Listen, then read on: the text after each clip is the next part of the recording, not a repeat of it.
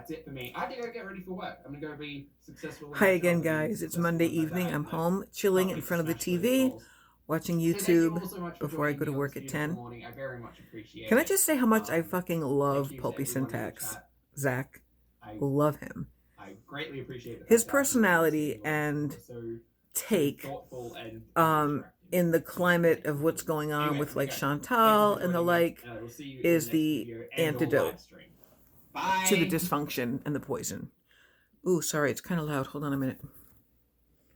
I just came back on to clarify a few things. Oh, here comes DC Media Girl. Yeah, so to clarify a couple things, not that it's super important, but when I smoke, and I hope this doesn't disappoint like my smoking fans, let's be real, that's what you guys are, and that's fine. And Brian, thank you for liking my earrings. I always say if I had to go to a deserted island, a desert island, and I could only grab a couple of like pieces of jewelry, it would be hoops, gold and silver hoops. I have hundreds of pairs of earrings, I won't lie. Someday I'll show my jewelry collection. But yeah, hoops are my jam. So thank you for liking them. And thank you for everyone else that left nice comments. This morning was another one of those days when I woke up thinking I'm going to delete my channel or stop making videos because I feel like I have nothing to say. I'm boring. Very few people watch me. Very few people comment. But for you who do and who are interested, I'll keep making them for you, okay? I noticed recently I lost a few subs, but that's fine. What was I going to say? Oh, to clarify about the smoking. When I smoke, I'm down to like maybe 3 or 4 a day, and I smoke half of them.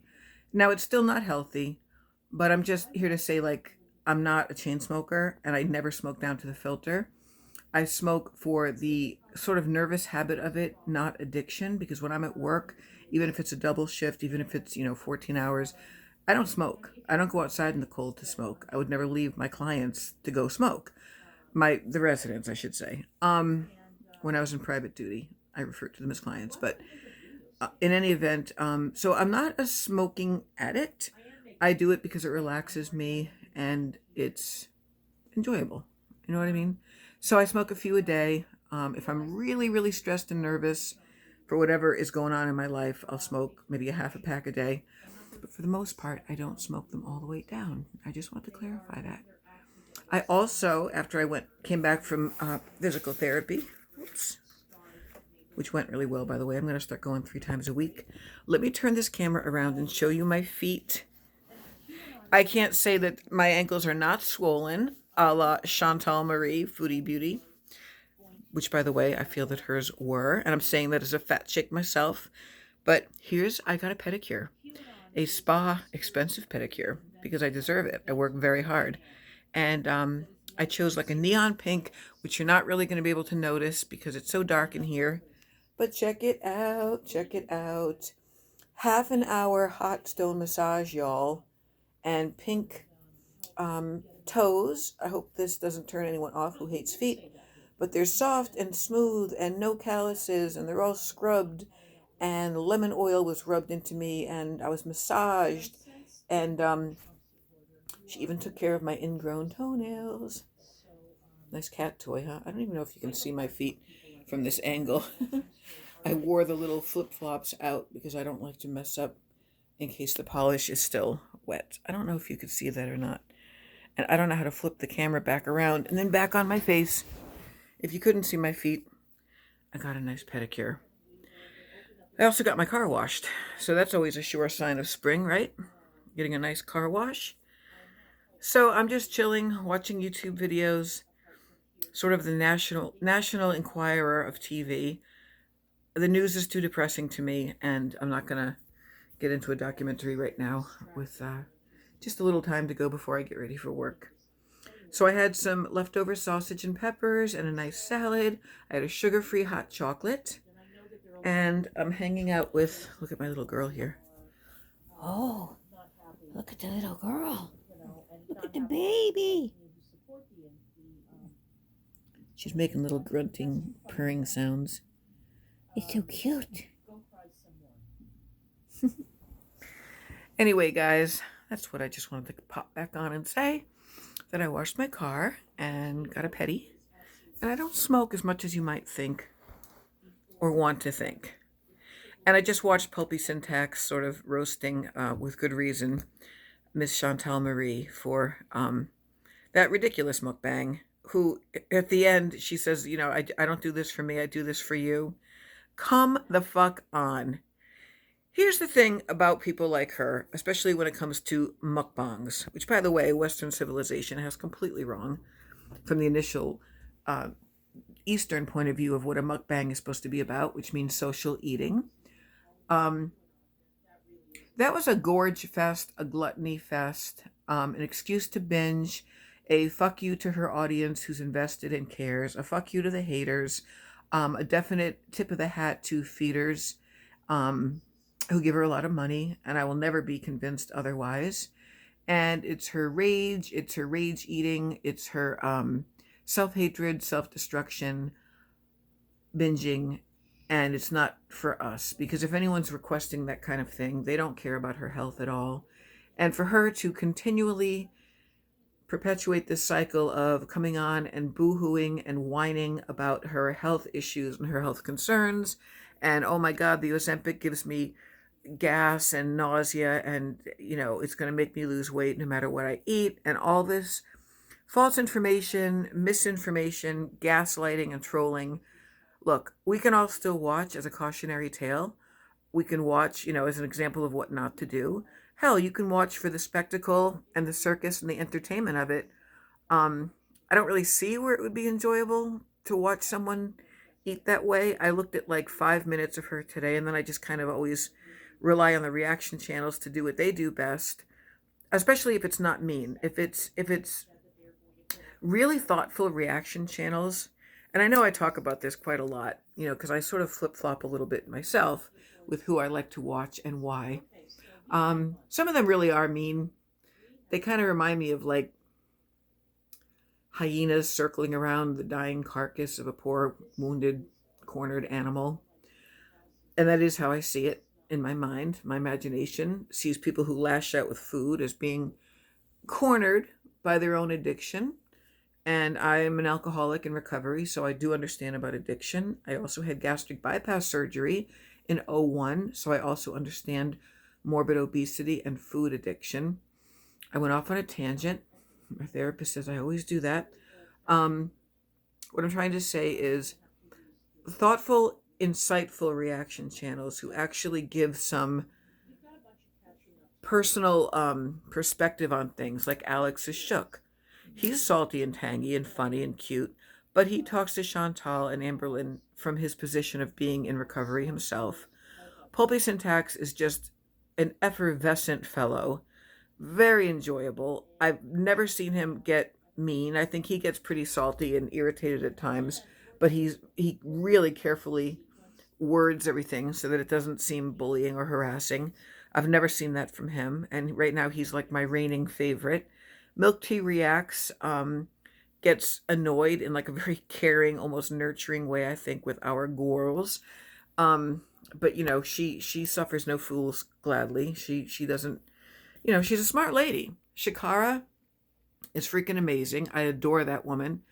I always feel a little bit sorry for her because she comes at her reactions with such an earnestness, such a sincere dedication to her lifestyle of fitness and nutrition, that I feel like she's just flabbergasted and gobsmacked at just the blatant disregard for health. And furthermore, from where I stand, I think it's just insulting to people who actually have eating disorders, diagnosed, mental illness, binge eating disorders, people with diabetes who actually take it seriously, people who take Ozempic and know what the side effects are, and diet and exercise accordingly, because I'm being treated for pre-diabetes, and my doctor almost put me on Ozempic. I had an A1C of 6.1. I got it down to 5.7 because I'm on metformin, and I also I at least try to do low carb, semi keto, watch my portions, count my calories. I mean, yes, look at me, I'm still fat, I really am, but I could stand to lose 50 to 80 pounds. but my point is, don't make a fool out of a health community or people who are sick and have no problem not lying about their diagnoses or not dropping little nuggets about it and then never talking about it again. Ooh, my hair is like fucking rough. Um, it's a waste of medical professionals' time to not ever take advice seriously. It's a waste of, well, I was going to say taxpayer money, but I'm not going to weigh in on healthcare in Canada. But when I got my script for Ozempic, I went to fill it, and it needed like pre-authorization from my insurance, which said they would not authorize it. It's a very expensive drug because I wasn't like diabetic enough. Um, I'm not a full-blown diabetic. I have pre-diabetes. I am mildly insulin resistant. But my point is, the doctor said whether you take metformin or the injection, it's not a weight loss medication. Okay, it's not phentermine. It's not Vyvanse. It's not, well, you gotta be so careful about how you word everything. All of that was like what we used to call speed, you know. But everything at the end of the day does boil down to diet and exercise. And I know diet is like the four-letter word to Chantal and to many others, and often to myself, because in the old days, diet meant ice water and iceberg lettuce and brown rice and salmon, and like that was it. No. Um, and that's another thing that's a pet peeve, is her bashing people on keto. Keto is not taking a pound of bacon and sticking it in tubs of mayonnaise, Chantal, if you're watching, which you're not. Educate yourself. Educate yourself on what it means to have diabetes or prediabetes or fatty liver disease. Or how could you come on, I was going to say TV, how could you make a video trolling so freaking obviously, whining about how no one understands how bad you feel, and your tummy is upset because of the Ozempic? Your tummy, I hate that word, is upset because of the enormous amounts of food you're shoveling in. And maybe because you have a ghrelin disproportionate amount in your gut or whatever, or maybe just because of your capacity to eat, you never do feel full, and maybe it doesn't seem like a lot of food. But girl, trust us, it is. And I can say that as someone who used to be 295 pounds, okay? I'm not now, but I'm still way more than I want to be. In any event, yeah, so I love Pulpy. I love Shakara. I like Milk Tea Reacts. I love Alex's Shook. Who else do I watch? DC Media Girl, I used to not care for that much, but I actually really do like her because she is someone who's in my age range and very worldly in her outlook and very educated, a deductive mind. She's someone I would love to sit down and have a cup of coffee with and discuss a lot of things. And if that makes me sound pretentious as well, I can take that. I'd rather be called pretentious than stupid. But Chantal is stubbornly ignorant. She's arrogantly obtuse. Amberlynn, I just see her as just kind of a low-level troll.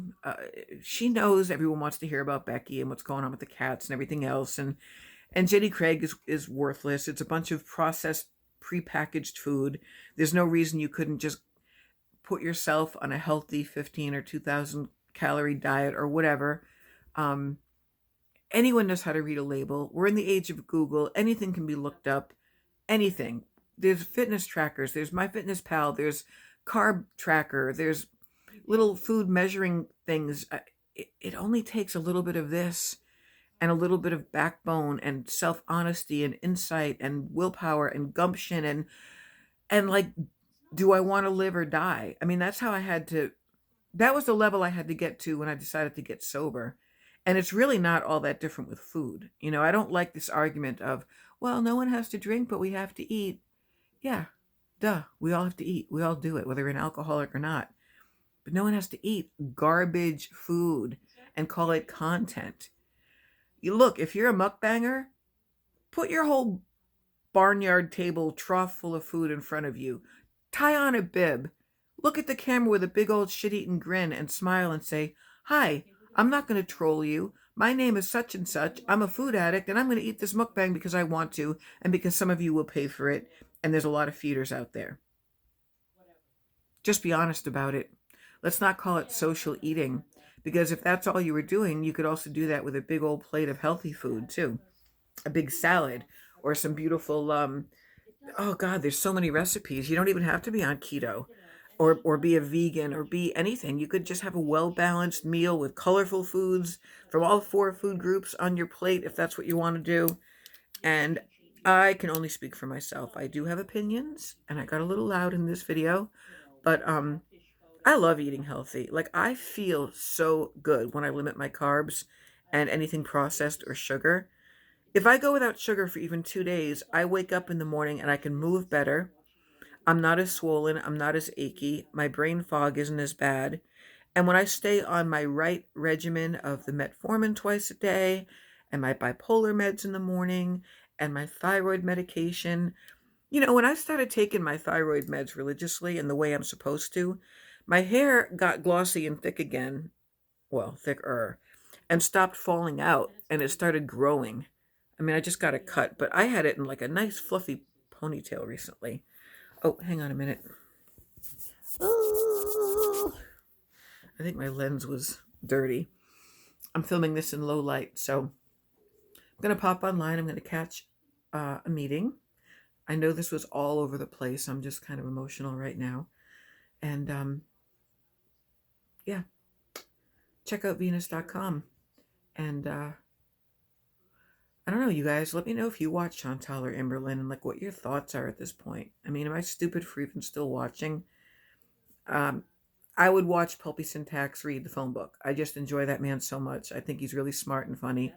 And I was also irritated when Chantal was going on and on about Tinder and how if you have some kind of a kink or a preference, it means your head is going to wind up in a cistern somewhere. No. Again, educate yourself. I wish she would give herself a fighting chance. I wish she would let herself see what it felt like to stick to a plan or to listen to a doctor or a nutritionist or a therapist for more than one visit by telemed. Or, I mean, if she's telling the truth. Anyway, I'm going to listen to DC Media Girl for a while and maybe have another half a cigarette later. I don't know. But I'm really enjoying the way my feet feel right now. I almost started purring in the pedicure chair. I was like almost making inappropriate noises when she was digging her wonderfully strong, muscular hands into my tight calves. And then when I was drying my feet, they come around behind you and they rub your scapula and your traps and your neck. And that's what I get done at PT. I get all this area dealt with because I have a really bad C curve and all kinds of issues, lifelong issues with my neck. All right, guys, I'll talk to you later. Thanks for listening to me prattle on once again, and I'll see you in my next video. Peace.